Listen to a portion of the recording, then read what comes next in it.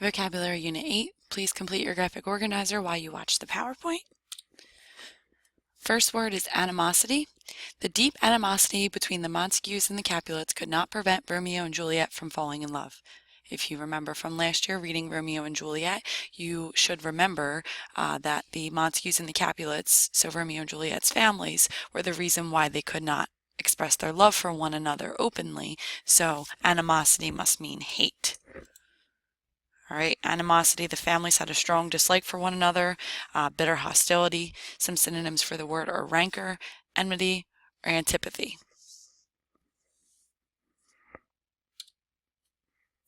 Your second word is apathy. I was surprised to discover that the centuries-old novel about adventures on the high seas was met with total apathy by modern-day students. If you take a look at your mental model here, and if you look at the cat's face, it says, "No, please go on. I find your tale absolutely enthralling." As you can tell, our cat is not impressed by the story. So if you have apathy for something, it means that you really lack interest or feeling. So you guys might feel that way toward a subject that you might not have knowledge on or something that you don't care about. All right, some synonyms here are indifference, disinterest, or detachment. Our third word is apprehensive. So as the hurricane approached, apprehensive residents all along the coast prepared for the worst.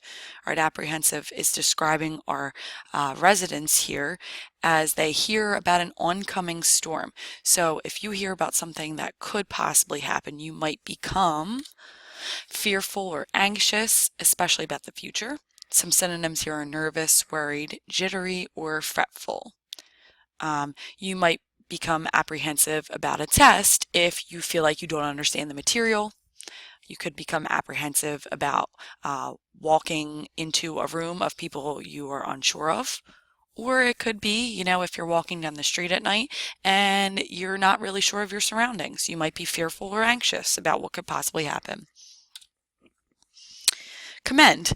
The mayor commended the young people who volunteered to help build homes for Habitat for Humanity. All right, so they're doing good for others. So the mayor would probably recognize or honor those people for doing this. So commend is a verb and it means to praise, express approval, present as worthy of attention. Synonyms are applaud or entrust. So commend is a positive word and you would be commended for doing something good. Compatible. Dating sites try to match you up with the most compatible person with similar interests and beliefs. So if you take a look at our sentence here, you have some context here that compatible could be possibly related to being similar. All right, you want to be with someone who matches you or complements you. So compatible means able to get along or work well together with. Capable of use with some other model or system. So that would be in terms of like a computer, let's say. If you had a Mac, you would have to have software that was compatible for a Mac. And some synonyms are harmonious, in agreement, or like-minded. Condolence. A few well-chosen words of condolence can be a great comfort to someone who has lost a loved one. All right, if you're sending a condolence to someone who has just lost someone close to them, you are sending feelings of sympathy. Okay, so a synonym here is one of your previous vocab words, solace, sympathy, or commiseration. Condolence is a noun. Okay, decrepit. The decrepit barn hadn't been used in years and was just an eyesore now, so the new owners decided to demolish it. Again, if you take a look at the mental model here, the barn looks like it's worn and falling apart. So decrepit is old and feeble, worn out, or ruined.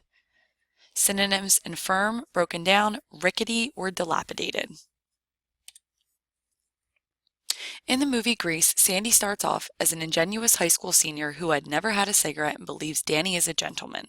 Okay, for those of you who know the movie Grease, you know that in the very beginning of the movie, Sandy just thinks everything is great and wonderful because she is very sincere, innocent, frank. Some synonyms here are naive, candid, guileless, or artless. So ingenuous means that you just kind of are very innocent, unknowing.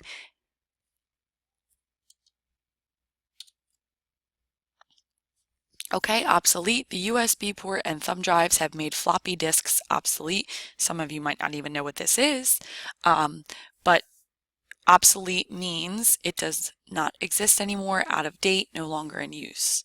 Synonyms are antiquated, outmoded, passé, or old hat.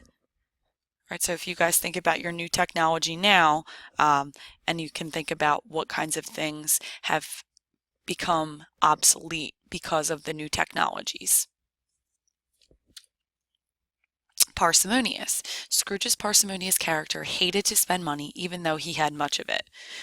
Again, if you understand and know the story of Scrooge, even though he had lots of money, he did not want to share it. So parsimonious means stingy, miserly, meager, or poor.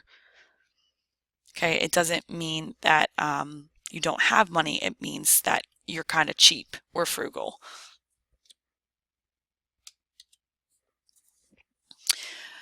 Quandary. We were faced with the quandary of who would get the last slice of pizza. So if you take a look at the mental model here, you can see that there is some type of conflict between the two because they're both going to grab the last slice of pizza. So quandary is a noun and it means a state of perplexity and doubt. Synonyms are dilemma, predicament, or confusion. Recalcitrant. The recalcitrant horse refused to budge no matter how much his owner ordered him forward. So again, mental model here, this guy's pulling the horse, these guys are pushing him, but he refuses to budge. So recalcitrant means stubborn, disobedient, resisting authority. Synonyms are unruly, obstinate, ornery, or contrary.